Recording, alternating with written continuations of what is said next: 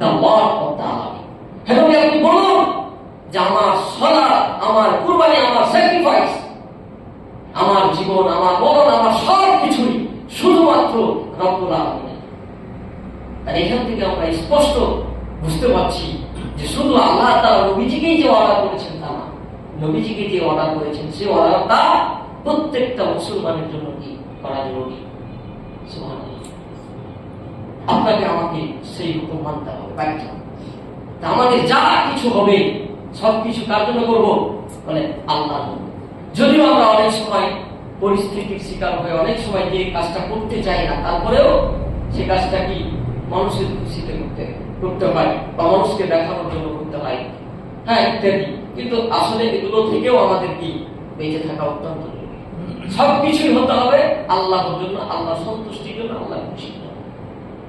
তো এখানে আমরা স্পষ্ট হলাম যে কুরবানিটাও আমাদের কি করতে হবে আল্লাহর উদ্দেশ্যেই করতে হবে। অনেক সময় বিভিন্ন যে কথাটা বললাম না যে মানুষে কি বলবে বা যদি না দিয়ে আত্মীয় স্বজন কি বলবে, বিভিন্ন চিন্তা ভাবনা আছে। এখন যদি আসে আপনি সাথে সাথে আল্লাহর কাছে কি করবেন, আস্তাগফিরুল্লাহ করবেন, মানে আল্লাহ তুমি আমাকে ক্ষমা করো, শয়তানি চিন্তা ধারা থেকে আল্লাহ তুমি আমাকে রক্ষা করো, শয়তানের ওয়াসওয়াসা থেকে আল্লাহ তুমি আমাকে রক্ষা করো।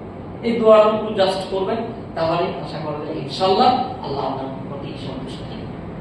ভাইরা আমার, আমরা যে উদ্দেশ্য করি, আমাদের যে নিয়ত, সেই নিয়তটাই আল্লাহ তাআলার কাছে যাই, সেই কথাটা আল্লাহ তাআলা রব্বুল আলামিন তার মহান গ্রন্থ পবিত্র আল কোরআনুল কারীমের ভিতরে 22 নম্বর সূরা আল ফাজর 37 নম্বর আয়াতে স্পষ্ট করলেন, লা ইয়ানাল্লাহু দুহুহা ওয়ালা দিমাউহা ওয়ালাকিন ইয়ানালুহু তাকওয়া মিনকুম।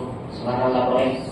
রব্বুল আলামিন বলেন, হে পৃথিবীর মানুষ, তোমরা যে কুরবানি করো, তোমরা যে পশু জবাই করো, এই পশুর গোশত, রক্ত, মাংস, এগুলো আমি আল্লাহ আমার কাছে পৌঁছে না, পৌঁছে শুধুমাত্র তোমাদের মনের তাকওয়া।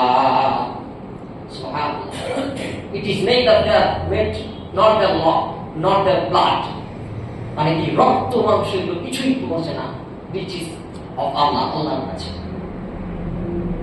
আমরা যে পশুটা জবাই করি, এই পশুর রক্ত, মাংস, হাড়, রুটি বিদায় যায়, এবং এই গোশতটাও আল্লাহ তাআলা রব্বুল আলামিন দেখেন আমাদেরকে খাওয়ার জন্য বলে দিয়েছে।